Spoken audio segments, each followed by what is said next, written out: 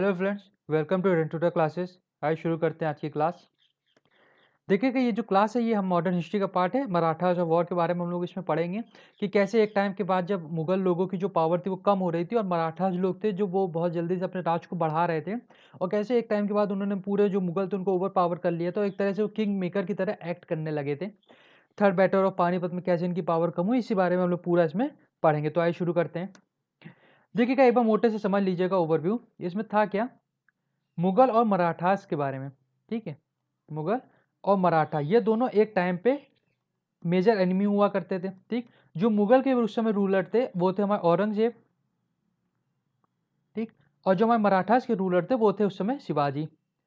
या यूँ कह सकते हैं कि जो मराठास को मेजरी मतलब जिसने बनाया ही था वही थे एक तरह से शिवाजी। हालांकि जो औरंगजेब था इनके जो पूर्वज थे उन्होंने बनाया था। तो हुआ क्या था, एक टाइम के बाद ये दोनों ही खत्म हो गए थे लगभग, जो मतलब दोनों ही एक लगभग कुछ सालों के बाद दोनों ही एक समय खत्म हो गए थे। तो जो इनकी पावर थी वो इनके वंशजों ने कैरी फॉरवर्ड करी। अब हुआ क्या, जो औरंगजेब के वंशज थे वो इतने काबिल नहीं थे जितने शिवाजी के वंशज थे। तो कहीं ना कहीं जो औरंगजेब ने जिस राज्य को मुगलों को दिया था, जो एक उनकी एक बाउंड्री थी, वो कुछ समय से बाद धीरे धीरे मराठास के थ्रू कम होती गई उनकी। तो एक टाइम के बाद मराठास जो थे वो मुगलों के ही जो किंगडम था उसमें एक तरह से किंग मेकर की तरह ये लोग एक्ट करने लगे थे। हालांकि जो 1761 में हुआ था हमारा थर्ड बैटल ऑफ पानीपत, उसमें जो हमारे मराठास थे बहुत ही बुरी तरह हारे थे और कुछ समय तक के लिए ये लोग एक तरह से खत्म हो गए थे। हालांकि फिर इन्होंने अपनी पावर को रिकैपिटुलेट किया था और फिर से उन्होंने एक तरह से भारत पे राज करने की कोशिश की। हालांकि फिर उनका जो युद्ध हुआ वो ब्रिटिशर्स से हुआ था, जिसकी वजह से वो एक तरह से पूरी तरह से फिर खत्म हो गए थे। पूरा जो इनका मेन था, जब ये ब्रिटिशर से हारे थे अपना तीसरा जो थर्ड हुआ था एंग्लो मराठास वॉर, उसमें इनका जो मेजर रूलर थे उस समय पेशवा थे, नाना राव पेशवा, उनको कानपुर भेज दिया गया था। और फिर वो इतने काबिल नहीं थी कि कुछ भी उससे अपने राज को बढ़ा पाया हो, तो वो एक तरह से पेंशन के थ्रू पेंशनर एक्ट कर रहे थे वहाँ पे। हालांकि 1857 के दौरान जो क्रांति हुई थी उसमें इन्होंने मेजर रोल प्ले किया था अपने कानपुर में, और पूरा एक तरह से मतलब जितने भी वहाँ के ब्रिटिशर थे उनको कानपुर से खदेड़ दिया था।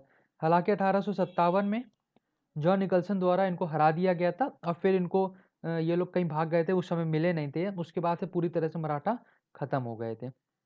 तो इसी बारे में हम लोग पूरा अभी हम लोग अच्छे से पढ़ेंगे। ये एक आपको केवल एक ओवरव्यू बताने के चक्कर में था कि मराठाज और ब्रिटिशर्स का रूल क्यों चालू हुआ था।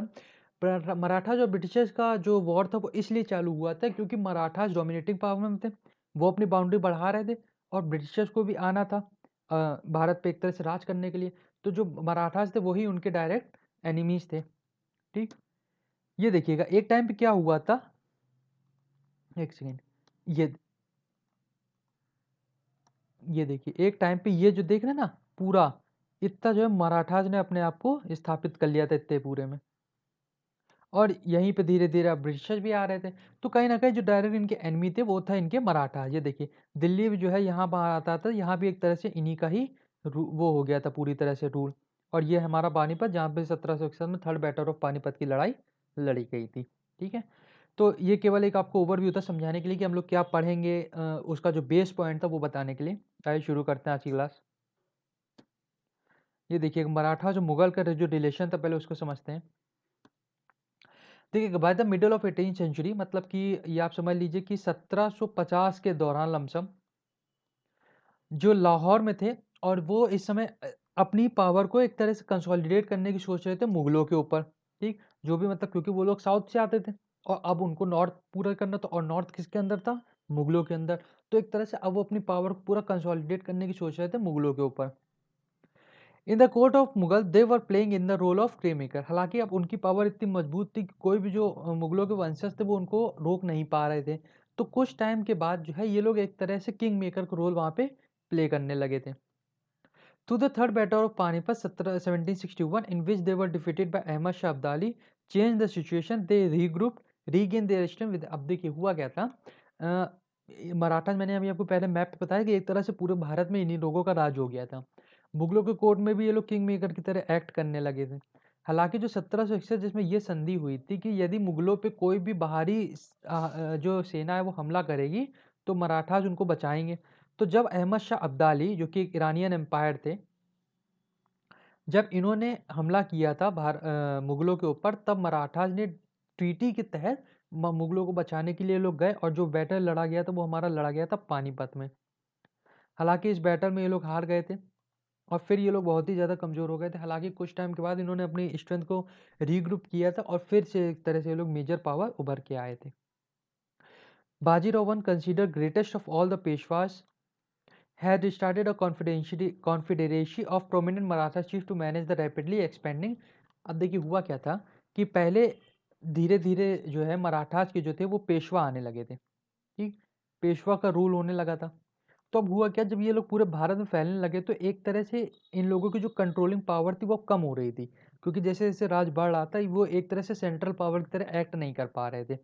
तो जो बाजीराव होते हैं वन थे हमारे, इन्होंने क्या किया, इन्होंने कॉन्फिडेंसी स्टार्ट की।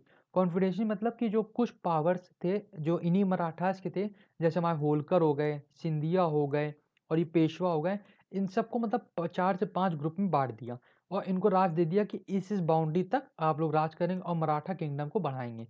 तो कहने का मतलब ये था कि जो भी पावर बटी थी, सेंट्रल पावर में थे ये मराठास और इन्हीं पावर को जो अलग अलग जो पावर प्रोवाइड करेंगे वो इनको 4-5 राज्यों में इन्होंने बांट दी कि मतलब ये 4-5 लोग जो हैं ये अपने बाउंड्री को बढ़ाएंगे, लेकिन वो किसके अंडर काम करेंगे, वो जो उनका मेन टैग होगा वो होगा हमारा मराठास। ठीक, तो ये था पूरा मराठा जो मुगल के बारे में। कॉन्फेडरेशन ऑफ मराठा थी वो क्या थी उसको एक बार समझते हैं। Under this arrangement, Maratha confederacy, each of prominent family under a chief was assigned a sphere of influence which he was supposed to conquer and rule।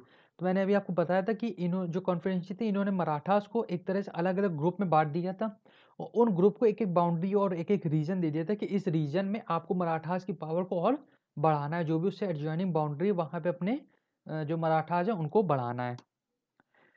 कितने टाइप की कॉन्फिडेंसी तो उसको समझते हैं। Gaekwad of Baroda, Holkars of Indore, Bhonsle of Nagpur and Scindia of Gwalior. तो ध्यान से समझिएगा, कई बार पेपर में पूछा जाता है कि इन 4 कॉन्फिडेंसी में मराठास को बांट दिया गया था। किसने बांटा था, मैंने अभी आपको पहले बताया बाजीराव वन ने। ठीक, तो कौन थे, Gaekwad of Baroda, Holkar of Indore, Bhonsle of Nagpur and Scindia of Gwalior और पेशवा ऑफ पुणे। तो 5 लोगों में ये लोग बटे थे मराठास, जिसमें से ये गैकवार, होलकर, पेशवा, भोसले और सिंधिया। और ये लोग किसके झंडे के अंडर काम करेंगे, सब लोग एक तरह से मराठास के अंडर ही काम करेंगे। The confidential under Bajirao one two Madhavrao were cordially but the third battle of Panipat change the everything. तो देखिए बाजीराव वन ने चालू किया था इस चीज को और बाजीराव वन के बाद इस चीज को माधवराव वन तक ये बहुत अच्छे से चल रही थी, सब लोग अपनी बाउंड्री को बढ़ा रहे थे और मराठास की जो पावर थी वो एक तरह से बढ़ रही थी। हालांकि जो थर्ड बैटल ऑफ पानीपत हुआ था जिसमें अहमद शाह अब्दाली ने इनको हरा दिया था, तो जब ये हारे थे तो वो जो कॉन्फिडेंसी थी वो जो एक तरह से पहले काम कर रही थी उसकी वर्किंग वो पूरी तरह से चेंज हो गई थी। तो the defeat at Panipat and later the death of the young Peshwa Madhav Rao one in 1772 weakened the control of Peshwas over the confederacy more often they quarrel among themselves.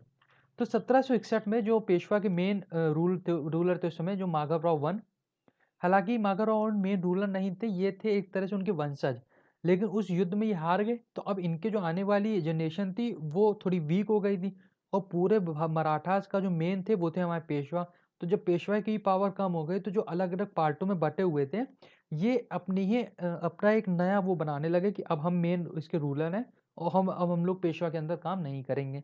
तो इसी वजह से ये लोग आपसी में ये लोग लड़ने लगे थे। ठीक, तो ये था पूरा कॉन्फिडेंशियल ऑफ मराठास के बारे में कि कैसे इन लोगों ने अपने पार्ट को बांटा, किसके अंडर में बांटा और क्या, हाँ, कब तक ये सही चला।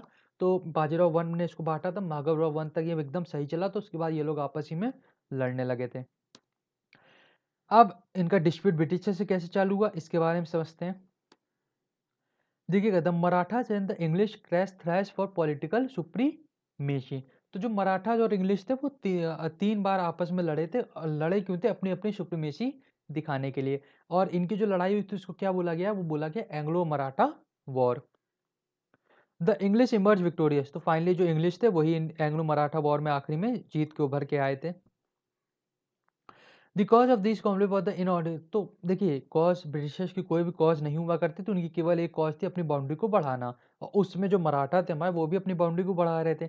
तो जब बस किसी ने एक दूसरे से इन लोगों की लड़ाई इसीलिए हुई थी कि दोनों ही अपनी अपनी बाउंड्री को बढ़ाना चाह रहे थे और एक दूसरे को ओवर पावर करना चाह रहे थे। The English in Bombay wanted to establish a government on the lines of the arrangement made by Clive in Bengal, Bihar and Orissa. तो देखिए मराठा से युद्ध लड़ने से पहले ये लोग बंगाल, बिहार और उड़ीसा में अपना राज्य स्थापित कर चुके थे। तो जिस हिसाब से इन लोगों ने अपना राज्य को स्थापित किया था, ये उसी हिसाब से बॉम्बे में भी अपने राज्य को बढ़ाना चाहते थे। हालांकि जो बॉम्बे था वो किसके अंडर में आता था, वो पेशवा। तो जो मेजर उनके जो इसमें दिक्कत दे रहे थे वो थे हमारे पेशवा। तो जाहिर सी बात है उनको फिर मराठा से युद्ध लड़ना पड़ा था। तो देखिएगा फर्स्ट एंग्लो मराठा वॉर क्या चालू हुआ था, इसका रीजन क्या था, इसको समझते हैं। देखिए आफ्टर द डेथ ऑफ मागर Rao one in 17 his brother Narayan Rao succeeded him as the fifth Peshwa. तो देखिए जो 1761 में मैंने अभी आपको बताया था युद्ध हुआ था, ठीक। उसके बाद हुआ क्या था, इन लोगों की पावर कम हो गई थी, फिर इन्होंने धीरे से अपनी पावर बढ़ाई। लेकिन फाइनली जब माघव राव वन डेड हुए थे 1772 में, तो जो इनके ब्रदर थे जिनका नाम था नारायण राव, उन्होंने उनको सक्सीड किया था। और वो कौन थे, वो थे हमारे फिफ्थ पेशवा, ठीक। तो नारायण राव ने सक्सीड किया था। However, Narayan Rao uncle Raghunath Rao had his Neiphiu assassinate. लेकिन रघुनाथ राव जो थे वो नारायण राव को पसंद नहीं करते थे और वो उनके एक तरह से भतीजे लगते थे।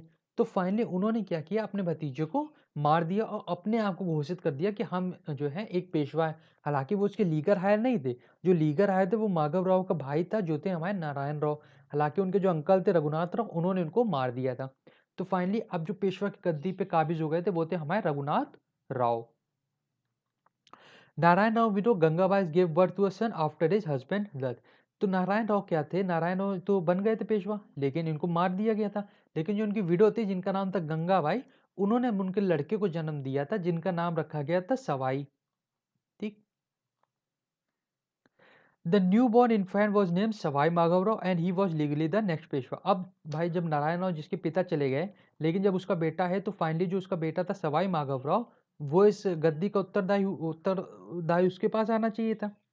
लेकिन क्योंकि उसकी जगह पे तो रघुनाथ राव बैठे थे, तो जाहिर सी बात है इन दोनों की वजह से ही एक फर्स्ट एंग्लो मराठा वॉर हुआ होगा। 12 मराठा चीफ 12 भाई lead by Nana Phadnavis made an effort to name the infant as the new Peshwa and rule for him. तो फाइनली रघुनाथ राव को हटाने के लिए नाना फडणवीस थे जिन्होंने 12 मराठा चीफ को इकट्ठा किया था और घोषित कर दिया था जो इन्फेंट सवाई माधवराव उसको पेशवा। तो जाहिर सी बात है रघुनाथ राव को वहां राज्य से हटा दिया गया होगा। अब आगे चल के हुआ क्या था, जब नाना फडणवीस थे, इन्होंने सवाई माधवराव को बना दिया था पेशवा का रूलर, ठीक। हालांकि वो लीगर आयल नहीं थे क्योंकि वो बहुत छोटे थे। तो ये एक तरह से उनके जो है वो प्रेसिडेंट की तरह एक्ट करने लगे थे, कौन, नाना फडणवीस, ठीक। तो जब नाना फडणवीस और सवाई उस समय पेशवा बन गए और नाना फडणवीस उनके एक तरह से प्राइम मिनिस्टर की तरह एक्ट करने लगे थे। तो इसी वजह से रघुनाथ राव ने क्या किया था, नारायण राव ने क्या किया था, वो चले गए थे। रघुनाथ राव ने क्या, एक सेकेंड, हाँ, ये देखिए नारायण राव ने क्या किया था, वो चले गए थे ब्रिटिशर्स के पास कि आप हमारी मदद कीजिए और हम आपको अपने राज्य में से कुछ हिस्सा और प्लस हर साल कुछ ना कुछ इनकम जो है वो हम आपको साथ शेयर करते रहेंगे, ठीक। जिसको समझते हैं। Raghunath Rao unwilling to give up his position sought help from the English at Bombay and sign the treaty of Surat. तो फाइनली जब रघुनाथ राव ने देखा कि अब हम हार रहे हैं और मतलब वो अपनी गद्दी छोड़ना चाह नहीं रहे थे, तो फाइनली उन्होंने एक ट्रीटी साइन की थी जिसका नाम था ट्रीटी ऑफ सूरत ब्रिटिशर से। इस ट्रीटी में क्या था, इसको समझते हैं। यह ट्रीटी 1775 में साइन की गई थी। Under this treaty Raghunath Rao ceded the territory of Salsette and Bassein to the English along with a portion of revenue from Surat and Bharuch district. तो अब हुआ क्या था, सल्स्ते और जो बेसिन थे जो कि मुगल मराठास के अंदर आते थे, उन्होंने इसको ब्रिटिशर्स को दे दिया कि जो भी इससे इनकम होती वो आप रखिए और आप हमारा केवल युद्ध में साथ दीजिएगा। और कुछ पोर्शन जो रेवेन्यू का था जो सूरत और भरूच डिस्ट्रिक्ट से आता था, क्योंकि उस समय ये जो मेन डिस्ट्रिक्ट ये जो सूरत और भरूच थे ये हमारे ट्रेडिंग पर्पस के लिए जाने जाते थे, ठीक। तो जाहिर सी बात है जब ट्रेडिंग है तो इन दोनों से प्रॉफिट ज़्यादा आएगा। तो इसीलिए इन्होंने कहा कि इसका कुछ पोर्शन जो है वो भी हम आपके साथ शेयर करेंगे। The English were to provide Raghunath Rao with 2500 soldier in war. और फाइनली इन रिटर्न ब्रिटिशर्स ने इनको क्या दिया था, ब्रिटिशर ने इनको कहा था कि हम आपको 2500 सोल्जर देंगे जो कि आपके युद्ध में मदद करेंगे। अब ये सोल्जर जो है इनके पास आर्मरी होगी, ठीक। जो एक तरह से मिलिट्री टैक्टिक्स होती है वो इनको पूरी आती थी, मतलब एक तरह से फुल्ली पैक सोल्जर जो कि हर चीज़ से सक्षम थे और कहीं ना कहीं जो मराठास के योद्धा थे उनसे एक एज थी इनके पास, तो वो इन्होंने कहा कि हम आपको देंगे। The British Calcutta council condemn the treaty of Surat and sent colonel Upton to Pune to annulate and make a new treaty. तो ये ट्रीटी अपनी साइन हो गई थी पूरी, लेकिन हुआ क्या था, ब्रिटिशर्स को ये ट्रीटी समझ नहीं आई। अब उनकी कुछ और मानसिकता रही होगी कि उन्हें अपने राज को और बढ़ाना हो, मराठास की पावर को एकदम से कम करना है। तो फिर कलकत्ता काउंसिल, जहाँ पे उन लोगों का मेन हेडक्वार्टर था, वहाँ से कर्नल अपटॉन को भेजा गया था पुणे कि आप इस ट्रीटी को ख़त्म कीजिए और एक नई ट्रीटी उनके साथ साइन कीजिए। तो अब नई ट्रीटी में क्या था वो समझते हैं। तो जो नई ट्रीटी थी इसको बोला गया ट्रीटी ऑफ पुरंदर, और ये 1776 में इन लोगों ने फिर साइन की। इस ट्रीटी में क्या था, with the Regency renouncing Raghunath Rao and promising him a pension. अब इन्होंने क्या कहा कि इन्होंने सीधे सीधे कह दिया कि हम आपको एक राजा नहीं बनाएंगे, आप हमारे पेंशनधारी बन के रहिए।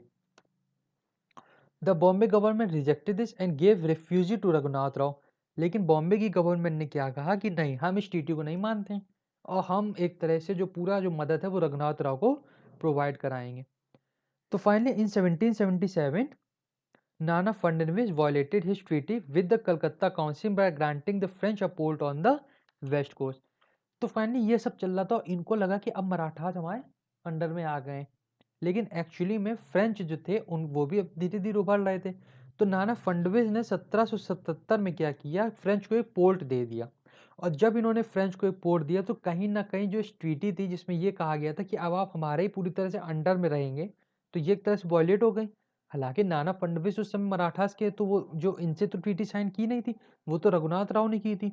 लेकिन जब नाना फडणवीस ने इनको फ्रेंच को पोर्ट दे दिया तो एक तरह से ये ब्रिटिशर्स के खिलाफ एक जंग का ऐलान हो गया था।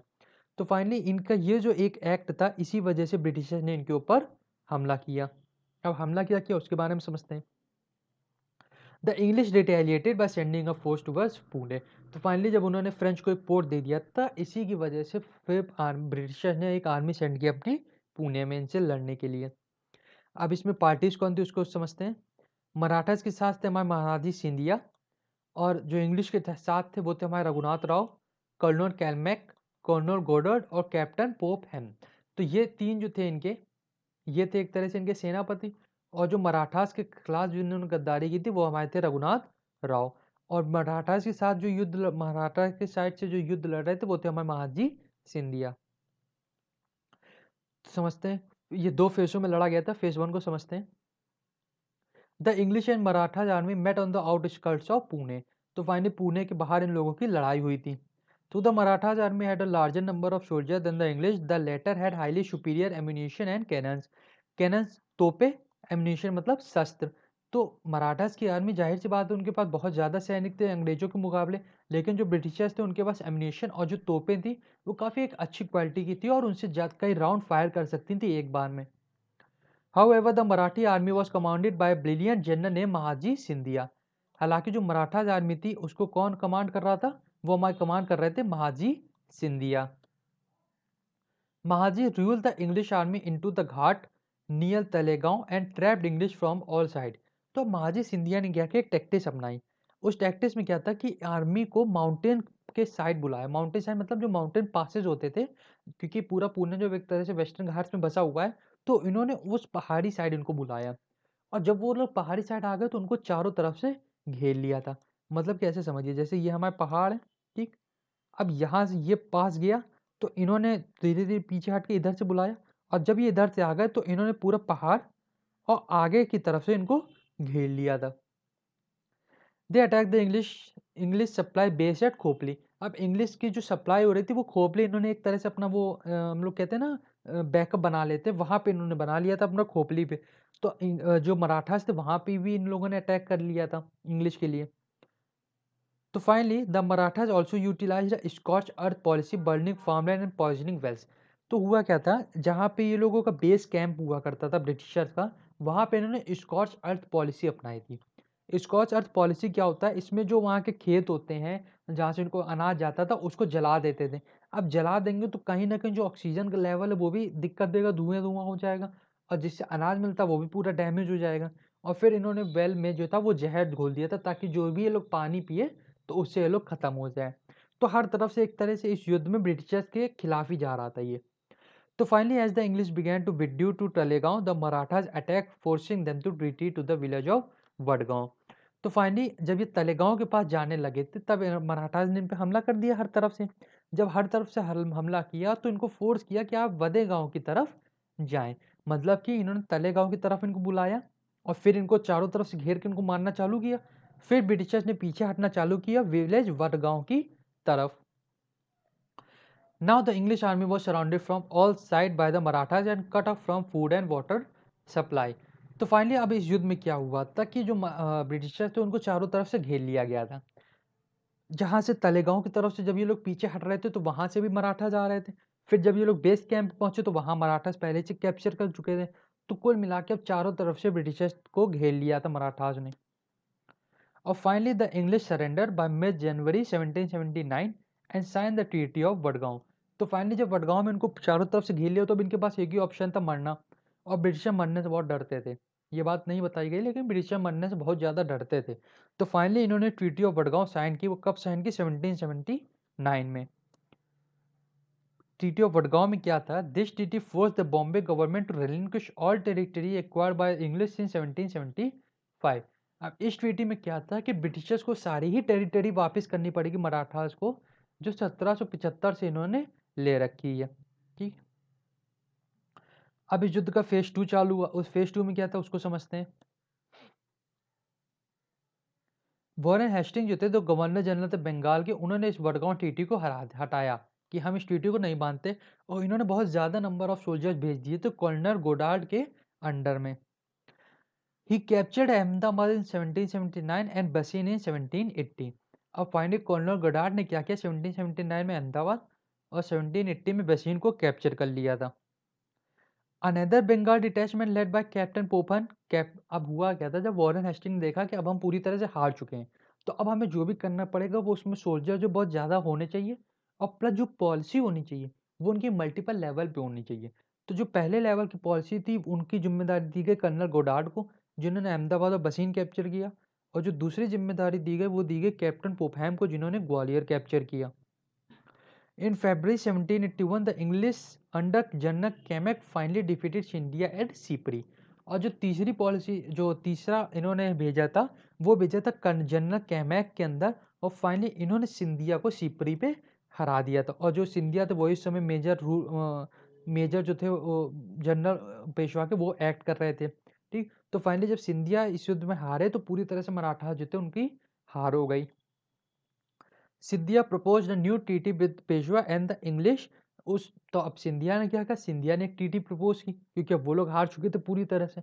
तो फाइनली उन्होंने एक दूसरी ट्रीटी साइन की जिसका नाम था ट्रीटी ऑफ सलबा। ये ट्रीटी कब साइन की गई? ये साइन की गई 1782 में। और इस ट्रीटी के बाद से जो पहला एंग्लो मराठा वॉर था वो खत्म हो गया। अब इस ट्रीटी ऑफ सलबाई क्या था इसको समझते हैं, इसके मेन प्रोविजंस क्या थे। Salsette should continue in the position of British English. तो अब जो सल्सिटी की जो बाउंड्री थी जो पहले इंग्लिश के पास थी वो अब इस युद्ध के बाद भी इंग्लिश के पास ही रहेगी। The whole of the territory conquered since the treaty of Purandar including Bassein should be restored to the Maratha. हालांकि जो ट्रीटी साइन हुई थी पुरंदर, उसमें जो भी टेरिटरी उसके बाद ली गई है, ट्रीटी साइन होने के बाद जो भी टेरिटरी ब्रिटिश ने ली है वो पूरी टेरिटरी मराठास को दे दी जाएगी। In Gujarat Fateh Singh Gaekwad should remain in position of the territory which he had before the war and should serve the Peshwa as before. तो गुजरात में क्या था, जो फतेह सिंह गायकवाड़ थे उन्होंने कुछ टेरिटरी ले ली थी जो युद्ध होने से चालू। तो अब ये कहा गया कि इस ट्रीटी के दौरान जो फतेह सिंह गायकवाड़ है वो उस ट्रीटी के पोजीशन तो रहेगा उनके पास, लेकिन वो जो है पेशवा को ही अंडर एक्ट करेंगे जैसे कि वो लोग पहले एक्ट किया करते थे। The English should not offer any further support to Raghunath Rao and the Peshwa should grant him a maintenance allowance। अब रघुनाथ राव जो उन्होंने ट्रीटी साइन की थी कि आप हमें पेशवा घोषित कीजिए, तो वो ब्रिटिशर ने कहा कि हम ऐसा नहीं करेंगे। लेकिन उन्होंने ये भी कहा कि जो मराठास है वो रघुनाथ राव को एक तरह से पेंशनर की तरह ऐड करेंगे और जो भी उनका खर्चा होगा वो उनको दिया करेंगे। Hyder Ali should return all territory taken from the English and the Nawab of Arcot. अब हैदर अली क्या थे, ये भी इस ट्रीटी के अंदर आ गए। अब इनको क्या था, इनकी जो भी टेरिटरी इन्होंने ली थी इंग्लिश या नवाब ऑफ ऑरकोट से, वो इनको वापस करनी पड़ेगी। The English should enjoy the privilege as trade as before. अब इंग्लिश ने क्या कहा कि जो भी हम लोग बॉम्बे या मराठा से जो भी ट्रेड रिलेशन हम लोग को था पहले, वो आगे भी ऐसे ही मेंटेन रहेगा। The Peshwa should not support any other European nation. अब पेशवा को जाहिर सी बात है वो ब्रिटिश को नहीं चाहते थे कि कोई भी दूसरा यूरोपियन कंट्री आए, तो इन्होंने कहा कि मराठा जब किसी भी अलग जो यूरोपियन कंट्री हो उनको सपोर्ट नहीं करेंगे। The Peshwa and the English should undertake that their several allies should remain at peace with another. तो अब ये जाहिर सी बात है, पेशवा ने कहा कि हम दोनों ही एक तरह से शांति में ही रहेंगे और कोई भी अगर विवाद होगा तो उसको आपसी ही सुलझा लिया करेंगे। Mahadji Scindia should be the mutual guarantor. अब महादी सिंधिया क्या थे, ये एक तरह से मेन इनके कमांडर थे पर मराठास के, तो इन्होंने कहा कि आप इस ट्रीटी के म्यूचुअल गारंटर होंगे कि इस ट्रीटी का कोई भी जो नॉर्म्स है वो वॉयलेट ना हो। अब सेकेंड एंग्लो मराठा वॉर हुआ, तो इसका क्या रीजन था इसको समझते हैं। The second Anglo Maratha was started in circumstances similar to those of the first. तो जैसे पहला जो भी सर्कमस्टेंसेस थे ना कि कैसे ये लोग एक दूसरे की बाउंड्री पे कैप्चर टेरिटरी को बढ़ाना चाह रहे थे, तो उसी वजह से जो फर्स्ट एंग्लो मराठा वॉर हुआ तो वही सिमिलर कंडीशन पे हमारा सेकेंड एंग्लो मराठा वॉर हुआ, और उसका भी जो बेस था वो मराठास का जो इन लोगों का अंदर का लड़ाई होती थी, उसी की वजह से दूसरा एंग्लो मराठा वॉर भी हुआ। After Peshwa Maghav Rao Narayan committed suicide in 1795, Bajirao II, the worthless son of Raghunath Rao, became the Peshwa। तो अब जो माघव राव नारायण थे उन्होंने सुसाइड कर ली 1795 में। तो अब रघुनाथ राव के जो सन थे जिनका नाम था बाजीराव टू, ये पेशवा की गद्दी पे आ गए। Nana Phadnavis a bitter foe of Bajirao became the chief minister. तो अब जो नाना फडणवीस थे वो बन गए इसके बाजीराव के चीफ मिनिस्टर, और ये इनसे जलते थे बाजीराव से। The dissension among the Marathas provided the English with an opportunity to intervene in Maratha affair। तो जैसे पहले हुआ था ना कि रघुनाथ राव को इन लोगों ने हटा दिया था, उसी तरह अब बाजीराव को इन्होंने वही चीज की, तो फिर ब्रिटिशर्स को एक मौका मिल गया कि हम फिर जो है मराठास पे आक्रमण करें, और जो इनका बेस पॉइंट था वो यही था कि हम इंटरनल डिस्कशन को, इंटरनल जो डिस्प्यूट है उसको सॉल्व करना चाहते हैं। The death of Nana Fadnvis in 1800 gave the British an added advantage। तो जो नाना फडणवीस थे वो मराठा के काबिल योद्धा थे, जो इनकी पॉलिसी हुआ करती थी, जो इनकी एक लड़ने के तरीके थे, या जो भी इनकी जो एक रणनीति हुआ करती थी वो बहुत ही अच्छी हुआ करती थी। लेकिन 1800 में जब नाना फडणवीस की मौत हो गई तो इन्होंने ब्रिटिशर्स को एक एडवांटेज दी कि अब मराठास को हम लोग इजिली कैप्चर कर सकते हैं। ठीक, तो यही सारी सर्कमस्टेंसेस ने जन्म दिया सेकेंड एंग्लो मराठा वॉर को। द पेशवा ब्रूटली मर्डर तो अभी देखिए इसका बेस पॉइंट कहाँ से चालू है उसको समझते हैं। The Peshwa brutally murder the brother of Jaswant Rao Vithu ji. तो जो पेशवा थे बाजीराव, उन्होंने विट्ठू जी, अब विट्ठू जी कौन थे, वो थे हमारे जसवंत राव होलकर के भाई, उसको उन्होंने मार डाला। अब furious Jaswant arrayed his force against combined army of Scindia and Bajirao to.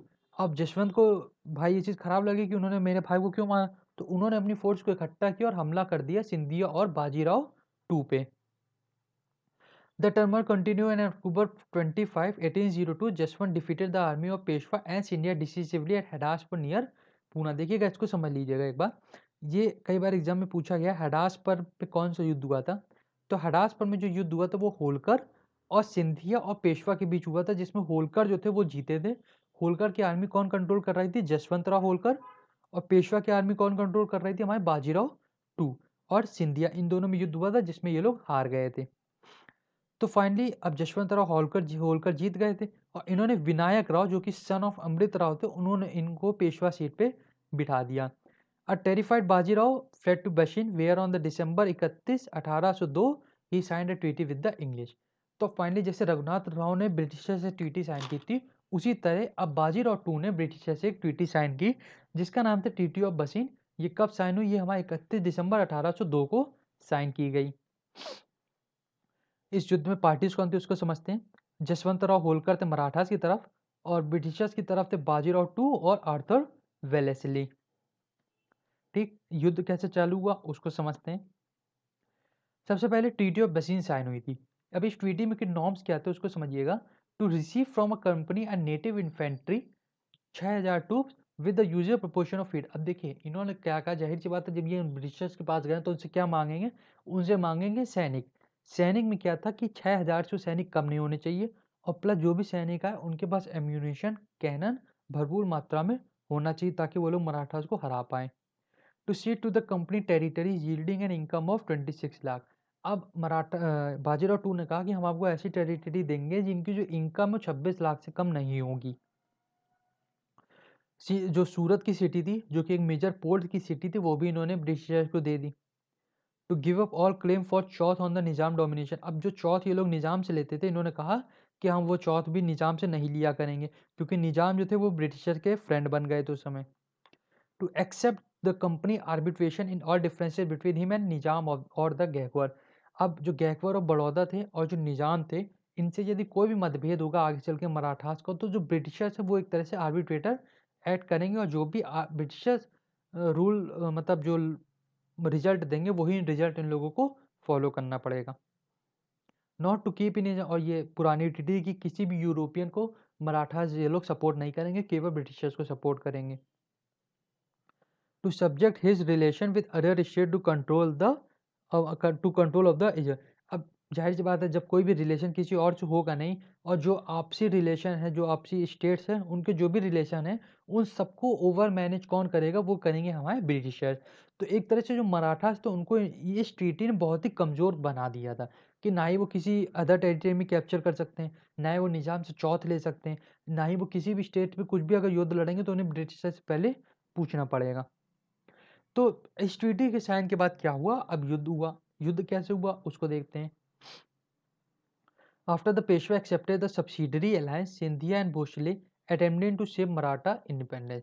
तो पेशवा ने जब इस अलायंस को, मतलब जो सब्सिडरी अलायंस थी ऑर्थर वेलेस्ली की, उसको साइन कर लिया, तो सिंधिया और भोसले ने एक बार आखिरी बार अटेम्प्ट किया कि हम मराठास की इंडिपेंडेंस को बचा सकें। The well prepared and organised army of the English under Arthur Wellesley defeated the combined army of Scindia and Bhosle. हालांकि जो ऑर्थर वेलेस्ली थे, इनकी जो आर्मी थी एक बहुत ही कंट्रोल, जो पहले ये लोग हारे थे उससे ये लोग पूरे प्रॉपरली प्लान होके आए थे, और इसी की वजह से जो सिंधिया और भोसले की आर्मी थी, जो कि ज़्यादा नंबर में थी, उसको इन्होंने हरा दिया। This force them to conclude separate subsidiary treaties with the English. अब इस ये हारने के बाद इन लोगों को मजबूर करना पड़ गया कि दोनों ही एक सेपरेट सब्सिडियरी ट्रीटी साइन करें इंग्लिश के साथ। In 1804 Yashwantrao Holkar made an attempt to form a coalition of Indian ruler to fight against the English. हालांकि यहीं पे ये युद्ध खत्म नहीं हो गया। 1804 में यशवंतराव होलकर थे, इन्होंने एक बार आखिरी बार अटेम्प्ट किया, कैसे हम लोग पूरे इंडियन रूलर उनको एक तरह से इकट्ठा करके युद्ध करें इंग्लिश के खिलाफ। But his attempt prove unsuccessful, the Marathas were defeated. हालांकि ये जो सेकेंड अटेम्प्ट था इसका भी कोई मतलब नहीं हुआ, और जो मराठास थे वो पूरी तरह हार गए। अब डिफीट ऑफ भोसले कब हुई थी? ये हुई थी 1803 में, और इनके साथ जो टीटी साइन हुई थी उसका नाम दिया गया टीटी ऑफ देवगांव। इसको पढ़ लीजिएगा, इंपॉर्टेंट है, कई बार पेपर में पूछा गया है। तो भोसले की डिफीट के बाद जो टीटी साइन हुई वो देवगांव साइन हुई 1803 में। जो दूसरी टीटी साइन हुई डिफीट सिंधिया से साइन हुई, जब सिंधिया हार गए, वो ये कब हारे? 30 दिसंबर 1803 में। और जो टीटी साइन हुई वो थी सूरंजिन जंगौन। जो तीसरी ट्रीटी साइन हुई वो होलकर की डिफीट से साइन हुई। उस ट्रीटी को किया गया राजपुर घाट, जो कि 1806 में साइन हुई। तो फाइनली इसको भी आप कह सकते हैं कि दो फेसेस में लड़ा गया था। पहले जिसमें भोसले और सिंधिया थे, और जो सेकंड फेज था वो था हमारा वो जो जिसमें होलकर थे। ठीक। तो ये जो सेकंड फेज था वो 1806 में लड़ा गया, और जो पहला फेज था वो हमारा 1803 में लड़ा हुआ। तो इसी तरह इन तीन ट्रीटीज ने जो सेकंड एंग्लो मराठा वॉर था उसको एंड किया, और मराठास को एकदम से सब्सिडाइज कर दिया ब्रिटिशर्स के अंडर में। अब फाइनली हमारा थर्ड एंग्लो मराठा वॉर चालू हुआ। इसका रीजन क्या था? The Pindari made were attach to Maratha army and Mercedes.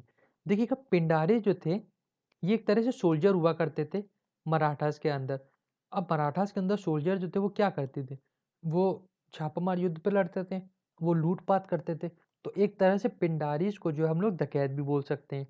तो तो इन लोगों का जो मेजर इनकम का सोर्स थे वो थे हमारे मराठास के, जब ये लोग इधर उधर इन्वेशन करते थे उसके थ्रू।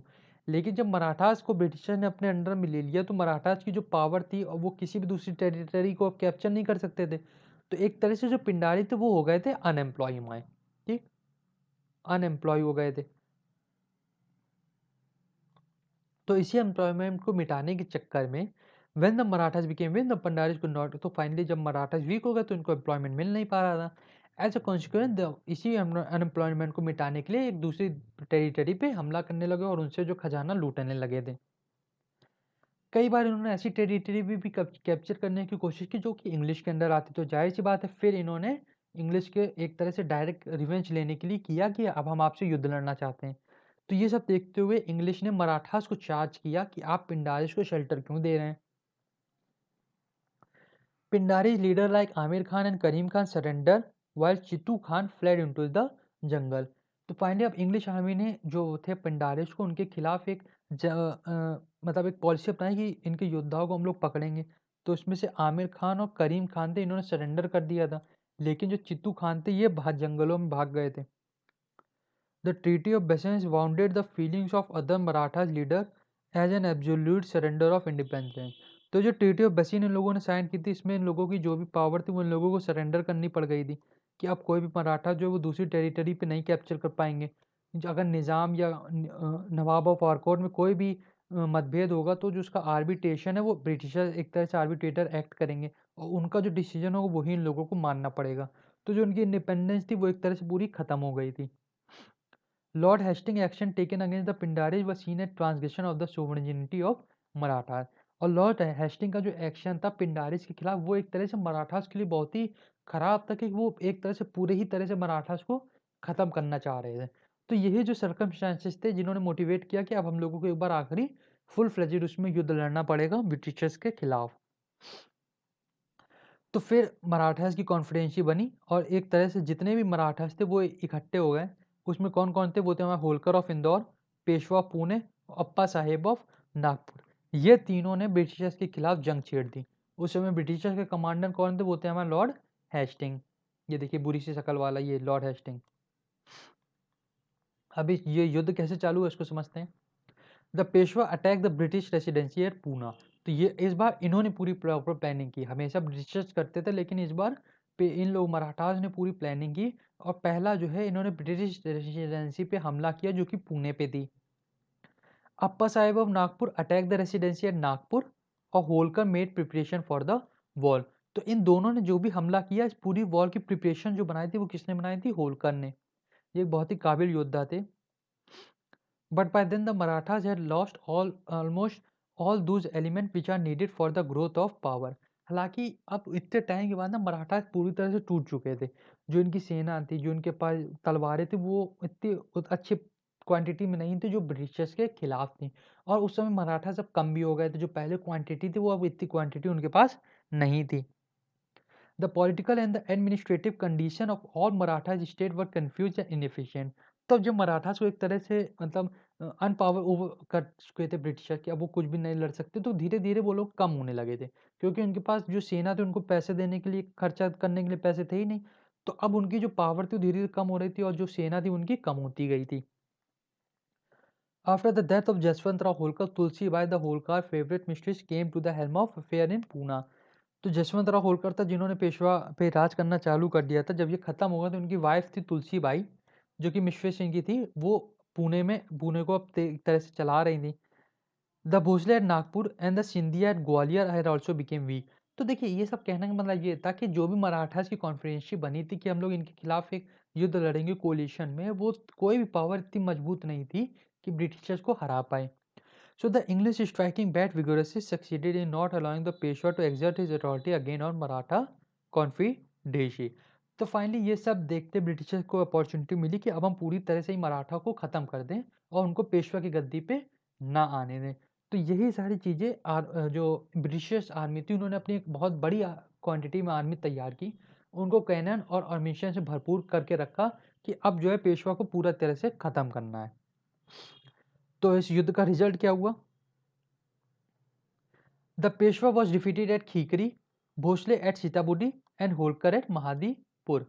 तो फाइनली इन तीनों को ही हरा दिया गया। कहाँ हराया गया? पेशवा को खिड़की में हराया गया, भोसले को सीताबुल्दी में हराया गया और होलकर को महदीपुर में हराया गया। जो ट्रीटी साइन हुई वो 1870 में ट्रीटी ऑफ पूना जो कि पेशवा से साइन हुई, ग्वालियर जो कि सिंधिया से साइन हुई और मंदसौर जो कि होलकर से साइन हुई। ये तीनों ट्रीटी याद रखिएगा, एग्जाम में कई बार पूछी जाती हैं। In June 1818, the Peshwa finally surrendered and the Maratha Confederacy was dissolved।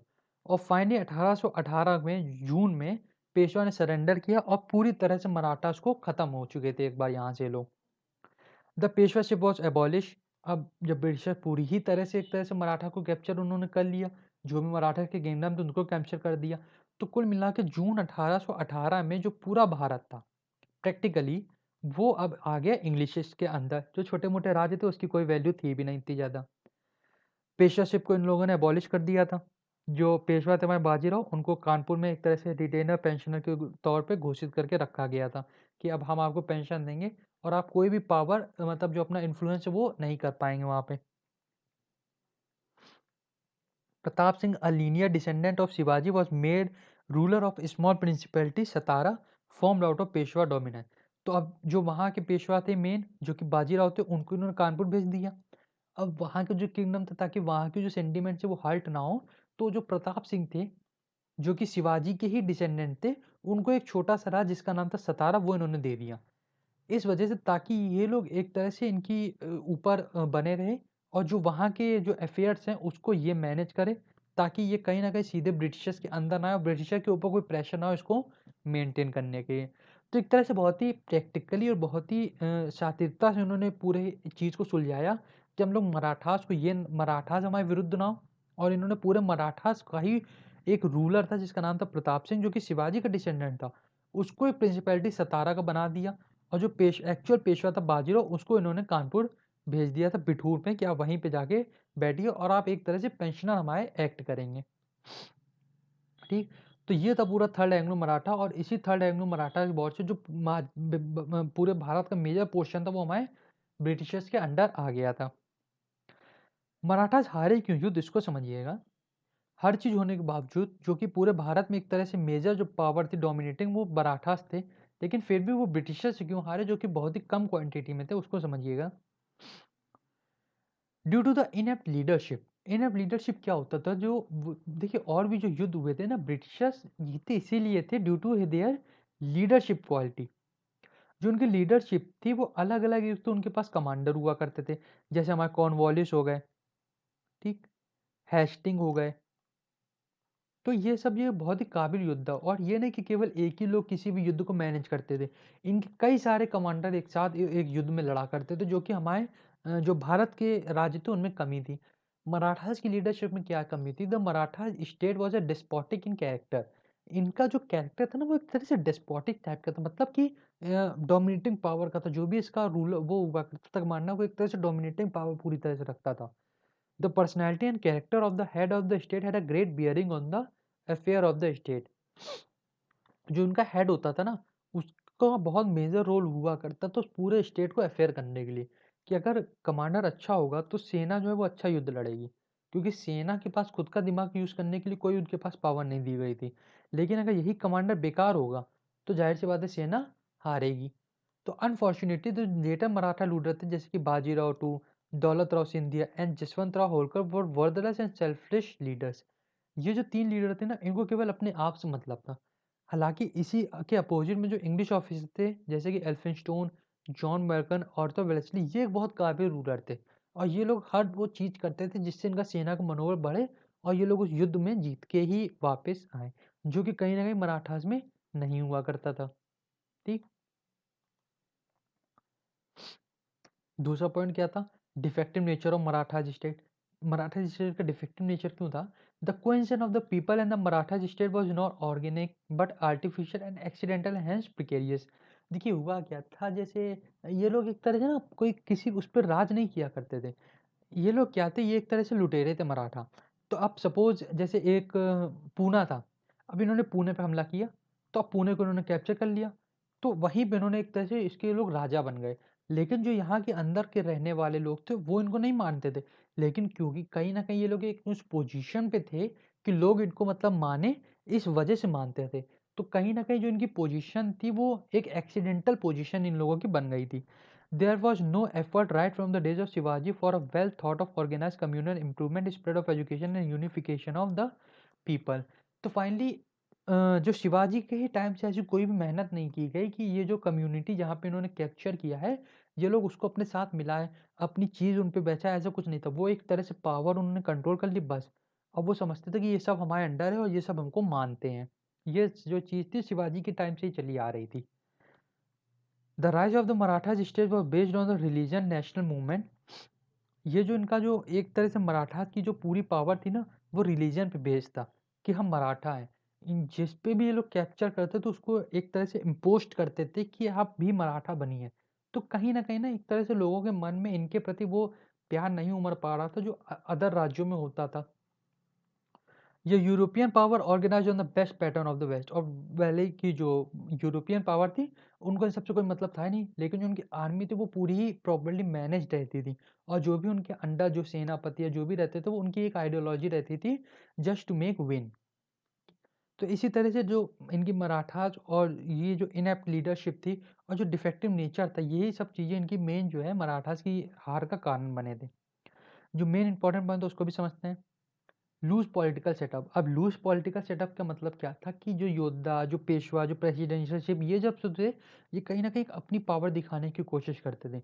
वहीं अपोज़िट में जो ब्रिटिशर्स थे उनके अंदर ऐसा नहीं था, जो मेन रूलर होगा उसी का ही ऑर्डर सब लोग मानेंगे। The Marathas empire was a loose confederation under leadership of Chhatrapati and later the Peshwa. तो वही सब है कि जो छत्रपति थे वो मेजर रूलर हुआ करेंगे, और फिर अलग-अलग राज्यों में जो लोग बँटे, वो इन्हीं की बात को मानेंगे। Powerful chief such as Gaekwad, Holkar, Scindia, Bhonsle, इन लोगों ने एक अलग ही अपने लिए एक इंडिपेंडेंट किंगडम बना लिया था, और कहीं ना कहीं मानते थे, लेकिन दिल से जो पेशवा को मेजर अपना नहीं मानते थे। There existed in irreconcilable hostility between different unit of confederacy. तो हालांकि ये जो कॉन्फिडरेसी थी ना कहीं मजबूरी की वजह से उनको मानती थी, दिल से नहीं मानती थी। तो कोई ना कोई कहीं पे भी इनको अपॉर्चुनिटी मिलती थी इनसे अलग होने की, तो वो उसको पूरी तरह से इस्तेमाल करने की कोशिश करते थे, और इसी वजह से ये लोग आपसी में लड़ते रहते थे। The lack of cooperative spirit among the Maratha chief प्रोवोडेव, और फाइनली इन लोगों की जो कोऑपरेटिव थी कि हम आपसी में युद्ध लड़ेंगे और अपने आप को मेजर रूलर साबित करेंगे, इसी वजह से ये लोग हारने लगे, और इसी वजह से जो मेन इनकी हार का कारण बना यही कि वो लोग अपने आप को डोमिनेटिंग पावर घोषित करना चाहते थे। इन्फीरियर मिलिट्री सिस्टम, देखिए मिलिट्री सिस्टम इन्फीरियर नहीं था, लेकिन ब्रिटिशर्स के खिलाफ इनका जो मिलिट्री सिस्टम था वो इन्फीरियर था, क्योंकि ब्रिटिशर्स के खिलाफ एम्यूनेशन जो कैनन थे वो काफ़ी एडवांस लेवल के हुआ करते थे। अनस्टेबल इकोनॉमिक पॉलिसी, जो इनकी इकोनॉमिक पॉलिसी थी वो अनस्टेबल थी। अनस्टेबल क्यों थी? जो मराठास थे वो एक तरह से लुटेरे थे, तो दूसरी टेरिटरी पे हमला करके वापस आ जाते थे, खजाना लूट लेते थे। तो अब कभी-कभार होता था खजाना, कभी-कभार जब टेरिटरी में गए तो खजाना नहीं मिला, हालाँकि उन्हें सेना को तो पूरा खर्चा देना ही पड़ेगा। तो कहीं न कहीं जो इनका इकोनॉमिक सेटअप था वो उतना अच्छा नहीं था जितना अदर, जैसे मुगल हो गए हमारे, राजपूत हो गए, या मैसूर किंगडम हो गया, तो इनका जो इकोनॉमिक पॉलिसी थी ये अच्छी रहती थी। और वहीं जो ब्रिटिशर्स थे हमारे, उनका जो एक ट्रेड पर्पस था वो अच्छा था, और जो मेजर पैसा उनका पास आता था वो ट्रेड से आता था। तो जो उनकी इकोनॉमिक सिस्टम था वो बहुत ही मजबूत था, जिसकी वजह से एम्यूनेशन और जो सैलरी होती थी वो प्रॉपर ये लोग दे पाते थे। तो ये देखिए, ये जो 5 पॉइंट मैंने आपको पढ़ा, इसी वजह से मराठा जो है हम लोगों के हारे। हालाँकि इनके पास सारी चीज़ें थी, लेकिन जो नहीं थी वो ये 5 पॉइंट में मैं मुझ में उम्मीद है कि आप समझ गए होंगे, जिसकी वजह से वो लोग ये युद्ध हारे, और इसी वजह से ब्रिटिशर्स जो थे वो मराठास को हराने में काबिल थे। ठीक? तो देखिएगा, ये था पूरा मराठास और ब्रिटिशर्स के बारे में। उम्मीद करता हूँ अब आपको इसके बारे में कहीं से भी कोई पढ़ने की ज़रूरत नहीं। इससे इम्पोर्टेंट जो भी नोट्स होंगे या जो भी इससे रिलेटेड क्वेश्चन आज तक पूछे गए हैं, वो एक हम लोग बैंक क्वेश्चन बैंक बना के आपको अपने टेलीग्राम चैनल पे प्रोवाइड करवा देंगे। इसकी वजह से आपको कहीं भी और कहीं से भी कोई पढ़ने की ज़रूरत नहीं है। टेस्ट सीरीज़ भी हम आपको फ्री में प्रोवाइड करवाएँगे, आप उससे बस प्रैक्टिस कीजिए, और जो भी आपका एग्ज़ाम है बस उसके लिए आप लोग प्रिपेयर कीजिए। और अगर ये वीडियो आपको पसंद आ रही है तो प्लीज़ हमें सपोर्ट कीजिए, लाइक और सब्सक्राइब और कीजिए, ताकि हम लोग ऐसी वीडियो आपके लिए और लाते रहें, और जो नोट्स है वो हम लोग आपको अपने टेलीग्राम चैनल पे प्रोवाइड करवाते रहें।